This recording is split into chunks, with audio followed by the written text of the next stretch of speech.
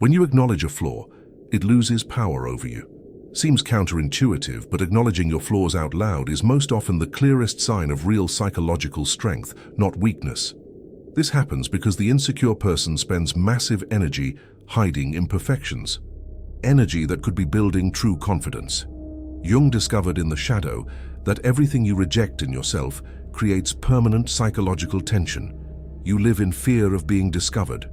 And that's also how Machiavelli built political influence. He admitted his limitations to himself before any critic could use them against him, and this disarmed attacks at the root. In daily life, this technique eliminates 90% of social anxiety, because when you openly acknowledge a flaw, no one can attack you with it. In the next 30 minutes, you'll learn 10 tricks like this: counterintuitive, immediate, philosophical, and your insecurity will be destroyed at the root. There's a part of you that you hide from everyone. I'm not talking about secrets, I'm talking about traits you're ashamed of having. Maybe it's aggression you never express. Maybe it's ambition you disguise as humility. It could be envy, laziness, fear, selfishness. Things you feel but never admit because you think they're unacceptable. And each time you deny these parts, they grow stronger underground in your mind. This isn't mystical theory, it's documented psychological mechanics. Jung spent decades studying patients in his clinic in Zurich and noticed a brutal pattern. The most anxious people were those who had an impeccable public image. They tried to appear perfect, but inside they were in constant war. He called these rejected parts the shadow, and he discovered that the more you reject your shadow, the more it controls you in ways you don't notice. You explode for no apparent reason. You judge in others exactly what you deny in yourself. You feel a permanent restlessness you can't name. Deep insecurity doesn't come from having flaws. It comes from pretending you don't have them. Because pretending requires constant vigilance. You monitor every word, every gesture, every facial expression. You're afraid of slipping and revealing who you really are. This vigilance consumes massive psychological energy. It's like holding a beach ball underwater all day. You can do it, but you'll be exhausted and tense. And the moment you relax, the ball explodes to the surface uncontrollably. Jung tested something radical with his patients. He asked them to write a list of the 3 traits they most hated in themselves. It wasn't to show anyone, it was just to acknowledge internally. And what happened? Anxiety decreased immediately, not because the flaws disappeared, but because stopping spending energy hiding them freed mental resources. The person could finally relax. They no longer needed to fake perfection. Machiavelli understood this in the political field. When he was exiled and tortured in Florence, he lost everything. And in exile, he wrote The Prince, admitting brutal truths about power that everyone knew but no one spoke. He acknowledged that rulers lie, manipulate, betray, not because he thought it was beautiful, but because it was real. And by naming these dark realities, he gained permanent intellectual authority. No one could attack him by calling him cynical, because he had already acknowledged it openly. You can apply this technique immediately. Choose one flaw you hide, just one, and acknowledge it internally. You don't need to shout it to the world, but stop fighting against that part of you. Say mentally, I have this trait and it's okay. The relief is instant, because you just turned off a defense system that was draining you. And here's the paradox. The moment you accept a flaw, it loses control over you. Because acceptance isn't surrender, it's integration. You transform an internal enemy into a functional part of your personality. The first weapon against insecurity is acknowledging your shadow, not to eliminate it, but to integrate it. Because real confidence doesn't come from being perfect, it comes from being complete. But acknowledging your shadow is just the beginning, because there's something even deeper controlling your insecurity. Something that defines how you interpret every situation in your life. And most people don't even know they're being controlled by it. You live by someone else's values. You probably don't notice.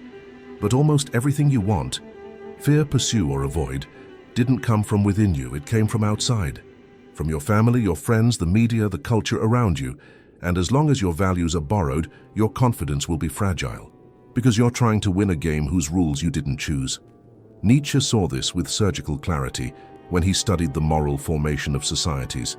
He realized that most people follow values like sheep follow the herd, without questioning, without choosing, just repeating patterns. Nietzsche grew up in a rigid religious family in Germany.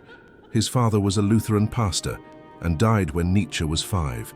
He was raised by devout women who expected him to follow the same religious path.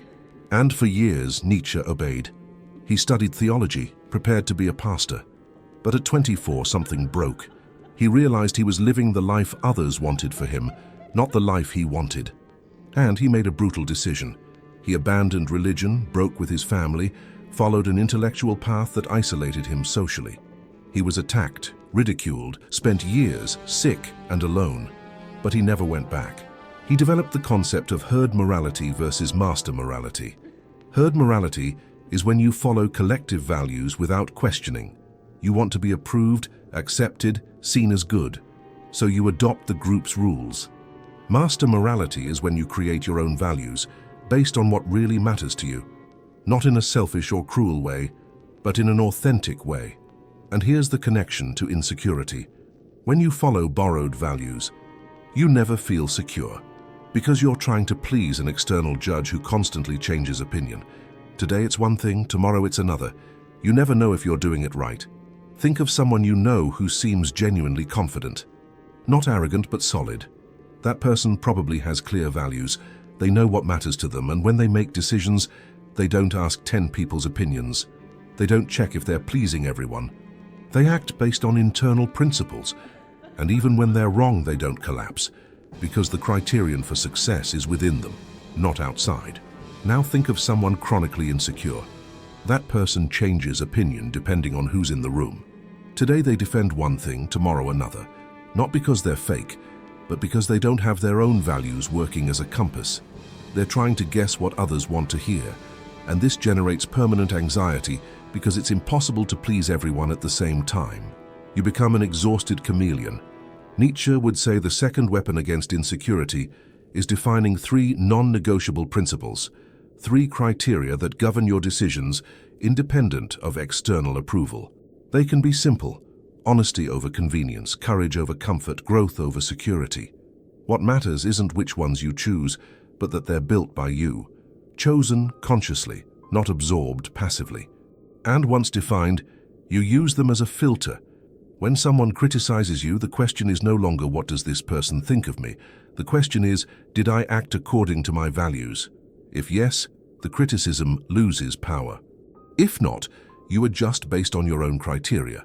Having your own values transforms insecurity into something manageable. But there's still a problem. You can have clear values and still not act, because there's a psychological trap that paralyzes millions of people. And this trap was unmasked by both Nietzsche and Machiavelli, in different but complementary ways. Nietzsche spent 10 years of adult life extremely ill. Brutal migraines, vision problems, constant stomach pains. He couldn't work as a professor for more than a few hours. Anyone in this situation would have legitimate reasons to stop, give up, wait to get better. But he did the opposite. In the periods between crises, he wrote furiously. He produced his most important works while suffering, not because he felt strong, but because he acted despite feeling weak, and each page written proved to himself he was capable. Action generated identity, not the other way around. Machiavelli lived something similar after his political fall. He was tortured, exiled, lost everything he had built in Florence. At 44, he was politically finished. No one wanted him, no one respected him. He had every reason to feel defeated and wait for better times, but instead, he started writing. Without guarantees, without audience, without prospect of return. He wrote The Prince in a few months, working alone on his rural property. He didn't wait to feel relevant again to act like someone relevant. He acted, and relevance came later. The mechanics are simple but counterintuitive. Your brain forms identity through behavioral evidence. You don't become confident and then act with confidence. You act and your brain interprets that action as evidence that you are confident. It's a reverse loop. Each time you act despite fear, your nervous system registers. This person acts even with fear, therefore isn't controlled by fear. And the next action becomes a bit easier. Insecure people wait for the right emotion before acting. Confident people act and emotion adjusts later. That's the difference. It's not that confident people don't feel fear or doubt. It's that they've developed the habit of moving their body before their mind finishes calculating all the risks. 3 seconds. That's the time you have between impulse and rationalization. If you act in the first 3 seconds, you go. If you wait longer, your mind invents 10 reasons not to do it. Machiavelli called this virtue. Not moral virtue, but capacity to act decisively in situations of uncertainty. He studied military leaders and realized the victorious ones weren't the most talented. They were those who acted fast with incomplete information. The defeated kept planning, waiting for the perfect moment, and that moment never came. The third weapon against insecurity is simple: act imperfectly. Imperfect action builds more confidence than perfect planning.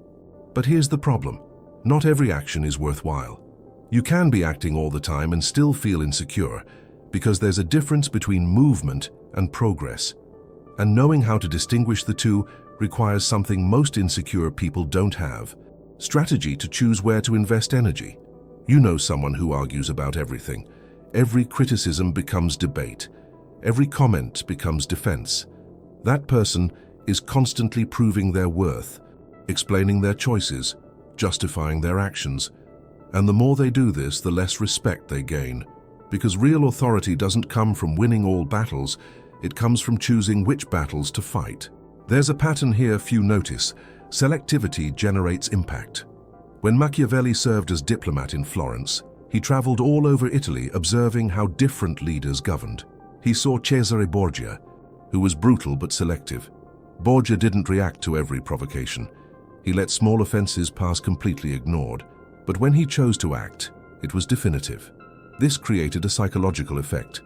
People never knew when he would react, so they were cautious all the time. Compare this to rulers who reacted to everything. These were predictable, easily manipulated, because everyone knew exactly how to provoke a response. Jung noticed the same dynamic in individual psychology. He treated patients who wore themselves out, responding to every internal and external criticism. Someone made a comment, and the person spent days ruminating, formulating mental responses, trying to prove they were right. Massive psychological energy wasted on irrelevant battles. Jung called this activated complexes. Every time you react emotionally to something small, a complex was hit. And the more you feed these complexes with attention, the stronger they become. The insecure person tries to win respect through volume. They're present in all conversations, opine about everything, correct every small error, defend every detail. This doesn't generate respect, it generates wear, because people notice you need to be right all the time. And whoever needs to be right all the time is fundamentally insecure. The confident person is selective. They let 90% of provocations die in silence. But in the 10% that matter, their response is precise and definitive. Machiavelli would teach 3 questions before reacting to any situation. First, does this affect my fundamental values? If not, ignore. Second, does this person have real power over my life? If not, ignore. Third, will my response change something concrete, or is it just emotional venting? If it's just venting, ignore.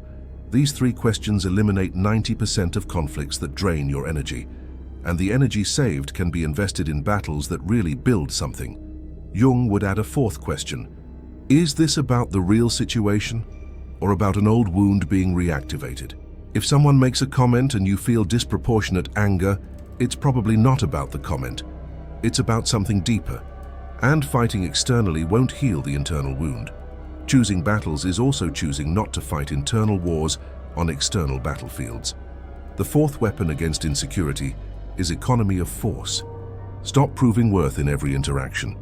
Choose 3 areas of your life where demonstration of competence really matters. In other areas, relax.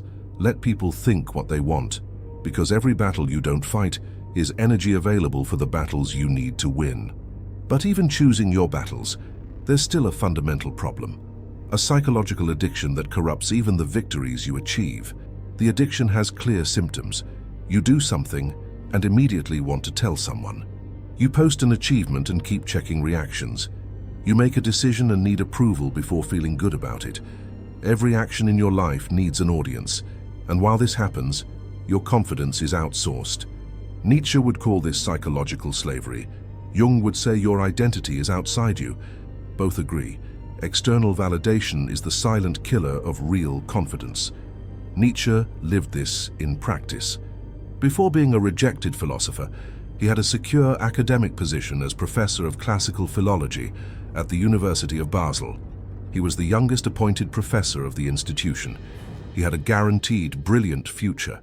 But when he started writing philosophy that contradicted academia, he felt immediate rejection. His colleagues saw him as a traitor to serious philology, and he had to choose: return to safe philology or follow his philosophical intuition without audience. He chose the path without approval. Years later, when already isolated and sick, he continued writing knowing almost no one was reading. This brutal experience forced him to develop something rare: internal criterion of value that didn't depend on external recognition. Jung went through a similar process after breaking with Freud. He was the chosen heir of psychoanalysis, had international prestige, academic recognition. When he broke with Freud in 1913 over theoretical disagreements, he lost all of this. The psychoanalytic community boycotted him. Colleagues stopped talking to him. He entered a period he called confrontation with the unconscious. He spent years developing his own ideas isolated, without external validation, just following his internal intuition about what was true. This period of forced isolation was when he developed the most important concepts: archetypes, collective unconscious, individuation. The connection to insecurity is direct. When you need external validation to feel good about yourself, you hand control of your self-esteem to other people. And these people are unpredictable. Today they approve of you, tomorrow they don't. Today you're in fashion, tomorrow you're forgotten. You become hostage to others' moods. This generates chronic anxiety because you never know if you're really okay or just momentarily approved. Genuinely confident people have developed the habit of internal validation.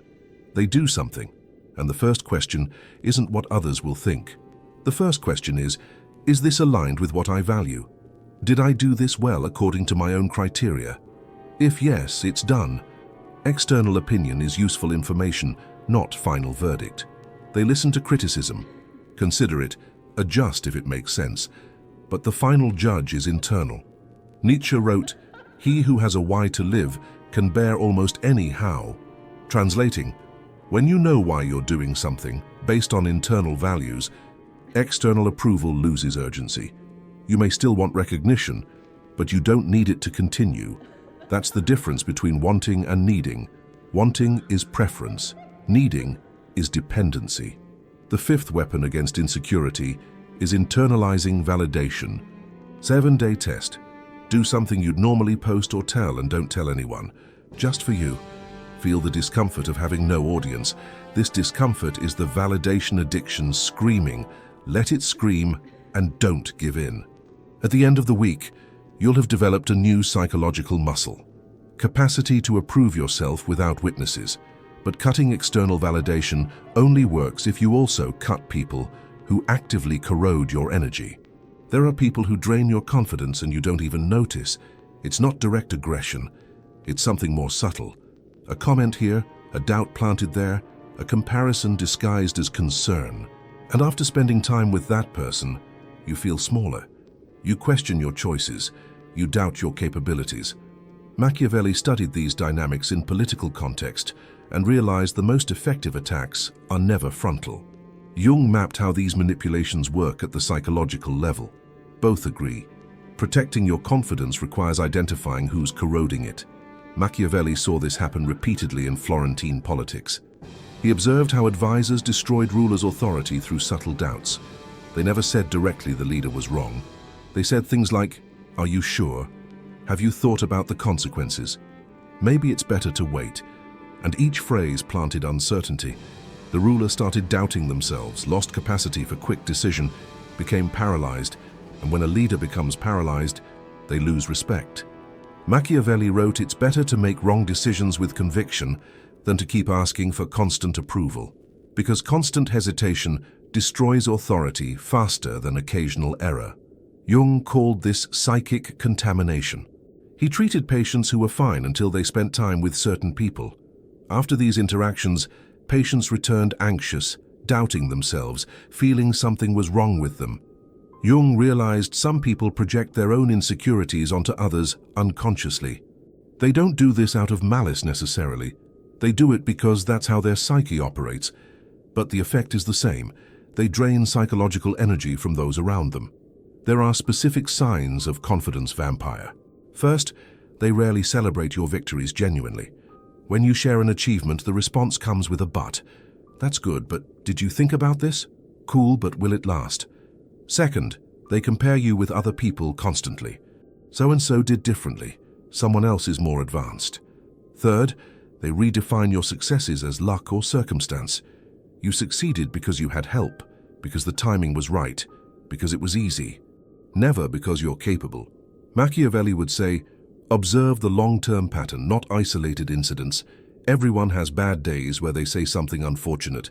Confidence vampire is systematic pattern.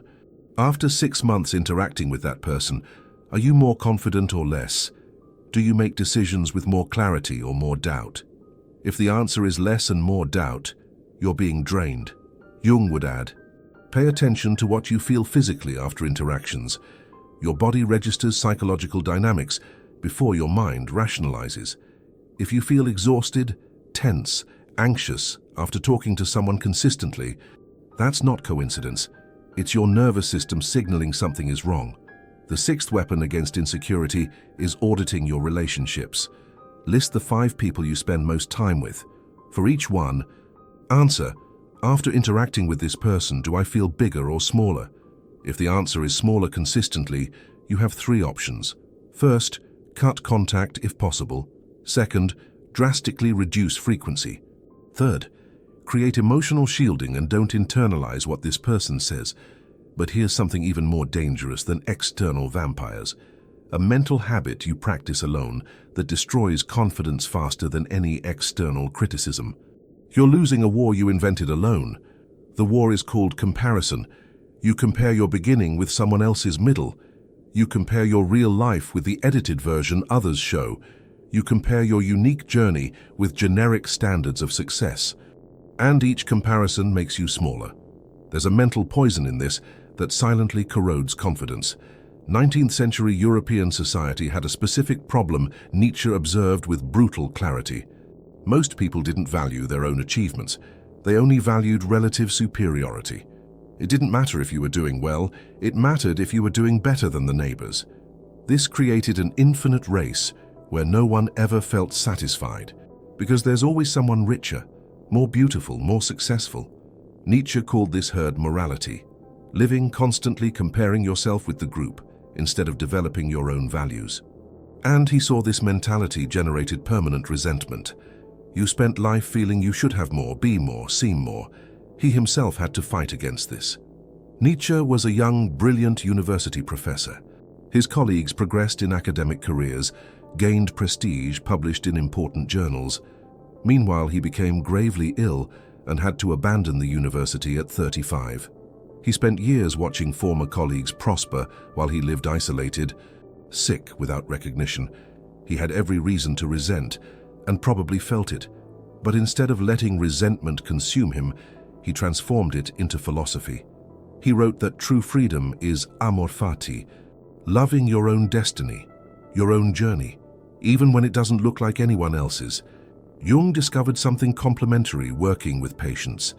He noticed when someone felt intense envy of another person, there was always a pattern. The envy wasn't about what the other person had, it was about something the patient rejected in themselves. Someone envied others' confidence because they had repressed their own assertiveness. Someone envied others' success because they had sabotaged their own ambitions. Jung taught, every time you feel envy, stop and ask what this emotion is revealing about parts of you that you abandoned.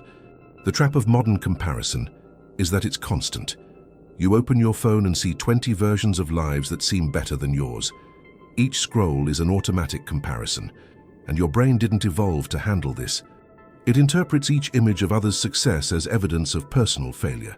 You can be objectively progressing and still feel failed because you're comparing with unreal excerpts. Nietzsche would say, the 7th weapon against insecurity is comparison diet. 7 days without actively consuming others' lives, no social media, no digital stalking, no investigating what others are doing. The first days will be uncomfortable because you lost a habit. But on the 5th or 6th day, something changes. You start noticing your own life again. Your small achievements regain meaning. Your choices make sense again, because you stopped measuring your existence against others' rulers. Jung would add, transform envy into information. When you feel envy of someone, don't fight the emotion. Ask, what specifically do I envy? Is this trait or achievement something I really want, or something people think I should want? If it's something genuine, develop it in yourself. If it's external imposition, discard it. But the truth is, stopping comparing isn't enough if you keep wasting energy on invisible mental conflicts. Have you seen a leaky pipe? Water comes out slowly, drop by drop, almost imperceptible. But at the end of the month, the bill comes high. Your mind works like this. You wake up with a certain amount of psychological energy, and throughout the day it leaks through useless mental conflicts. Repetitive self-criticism, rumination about old conversations, worry about things you don't control. Each leak is small, but added together they leave you exhausted even without doing anything productive. Jung mapped these leaks and called them complexes. Machiavelli studied economy of personal resources. Both teach, confidence requires energy, and you need to stop the leaks. Jung discovered complexes studying clinical cases in Zurich. He used word association tests where he said a word, and the patient quickly responded with the first thing that came to mind. For most words, responses came fast. But at certain specific words, the patient froze. Took time to respond, stuttered, changed subject. Jung realized these hesitations revealed complexes, sets of memories, emotions, and emotionally charged beliefs that operated semi-autonomously. Like programs running in the background on your computer, consuming processing even when you're not using them. A complex works like this. Someone makes a neutral comment, but that comment touches an old wound of yours. Maybe something about professional competence, physical appearance, relationships, and suddenly you're furious or anxious disproportionately. You spent the next 3 hours mentally refuting that comment, imagining what you should have said, building revenge scenarios. This is an activated complex, and while it's active, it drains massive energy. You can't concentrate on anything productive because your mind is stuck in that loop. Machiavelli didn't use the term complex, but understood the principle through political strategy. He observed rulers who wasted military and economic resources on unnecessary conflicts. They lost entire armies defending territories with no strategic value. They spent fortunes pursuing irrelevant enemies. And when a real threat emerged, they had no resources to respond. Machiavelli wrote, "A prince must be extremely selective about where he invests force, because force is limited resource. Wasting it on 100 small battles leaves you weak for the big battle. The same logic applies to psychological energy. You have a limited amount per day. Each time you enter internal conflict about something you can't change, you spend. Each time you self-criticize non-constructively, you spend. Each time you ruminate about past errors without extracting useful lesson, you spend. And at the end of the day, you have no energy for things that really matter. To act, to create, to build something new." Jung developed a simple technique to deal with complexes. When you notice you're ruminating, stop and ask, is this thought helping me solve something concrete, or is it just consuming energy? If it's solving, continue. If it's just ruminating, cut consciously. Redirect attention to physical action. Walk, write, do anything that takes you out of the mental loop. The complex will try to pull you back. It will say you need to think more about that. Ignore it. Over time, the complex loses strength when you stop feeding it with attention. Machiavelli would add, identify your 3 biggest energy thieves. For most people they are: worry about others' opinion about irrelevant things, self-criticism about errors that can't be undone, and excessive planning about situations that will never happen. Once identified, create simple rule. When you notice you're doing this, stop immediately and do a concrete action in the real world. Any action, because action breaks mental loop. The 8th weapon against insecurity is energy management.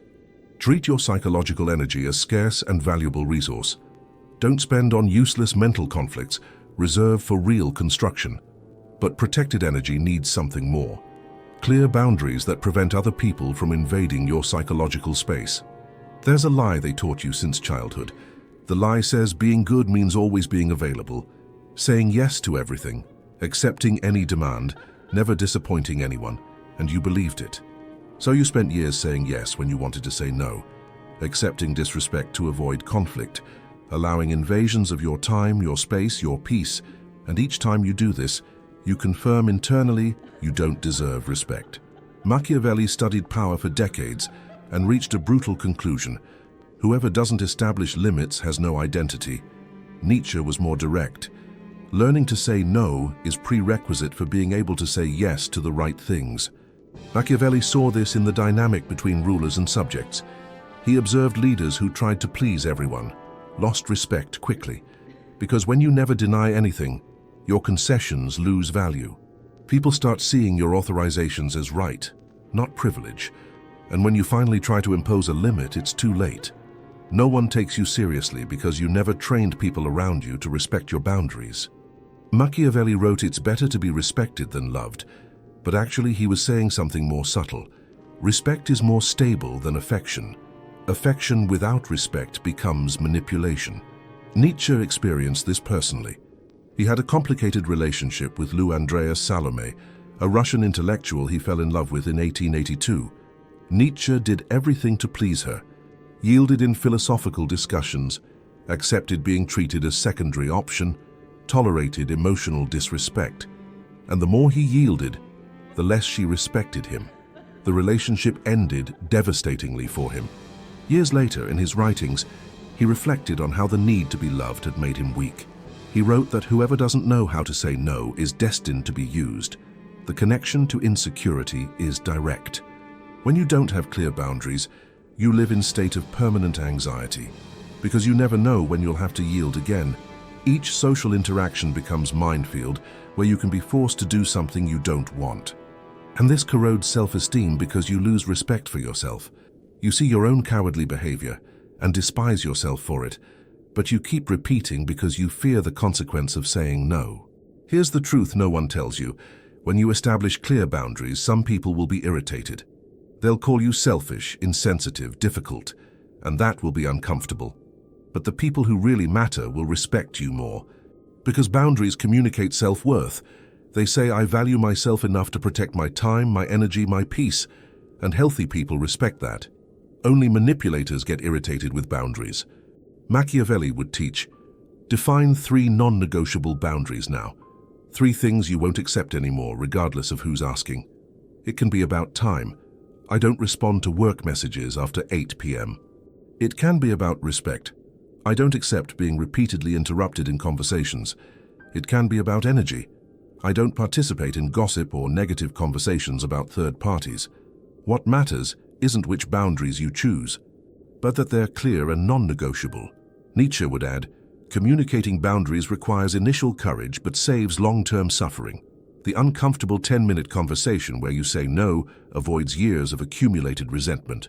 And each time you maintain a boundary, your self-esteem increases, because you prove to yourself you're capable of defending yourself, not aggressively, but firmly. The 9th weapon against insecurity is creating personal boundaries.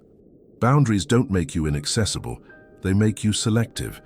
And being selective about who accesses your time and energy is a sign of psychological health, not selfishness. But having clear boundaries means little if you can't maintain them when pressure increases. And that's what separates temporary confidence from permanent confidence. The final proof of real confidence doesn't come when things are easy. It comes when there's social cost in remaining true to yourself. When you need to choose between being accepted and being integral, between group approval and internal peace, and it's at this moment most people break, yield, abandon values, pretend to be someone else. And each time this happens, insecurity wins. Jung studied this process and called it betrayal of the self. Nietzsche called it slave morality. Machiavelli recognized there are situations where firmness has a price, but all agree. Integrity under pressure is the permanent foundation of confidence. Jung lived this when he broke with Freud. He was the chosen one, the heir of psychoanalysis. Freud treated him as intellectual son. The international psychoanalytic community, saw him as future leader of the movement. But Jung started developing different ideas. He disagreed with the centrality of sexuality in Freudian theory.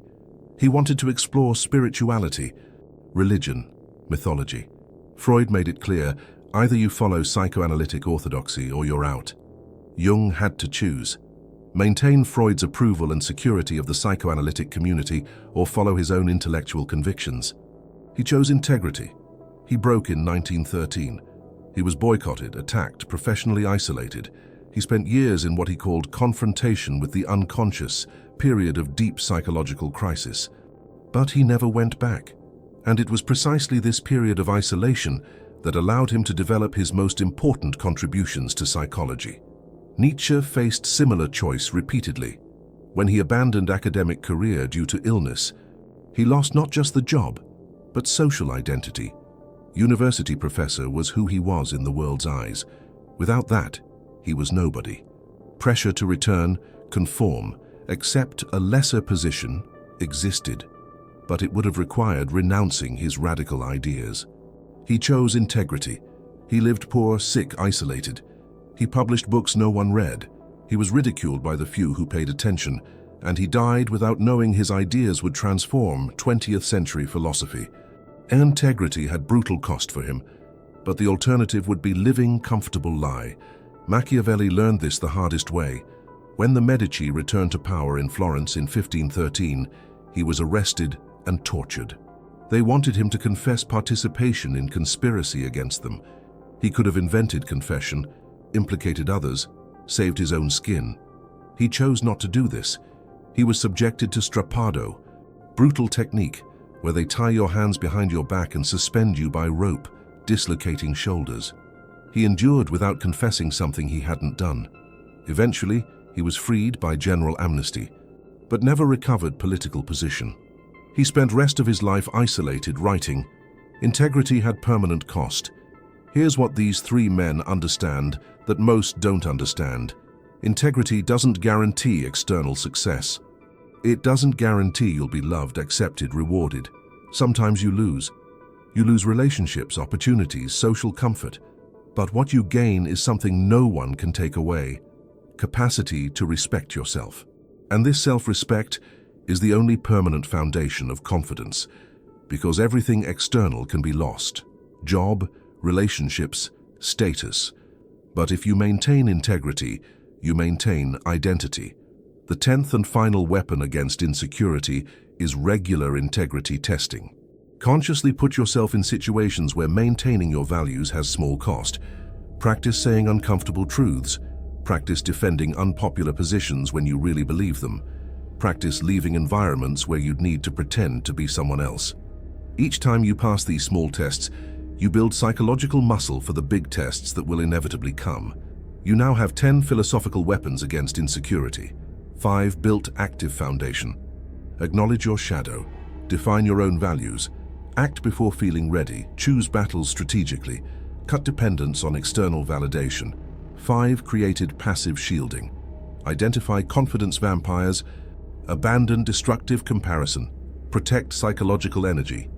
Establish non-negotiable boundaries. Maintain integrity under pressure. Insecurity won't disappear completely. It will attack again. But now you have complete system to destroy it whenever it appears. Not through empty affirmations or temporary motivation, but through philosophical techniques tested for centuries. Jung, Machiavelli, and Nietzsche paid the price of discovery. You receive the knowledge ready. Use it.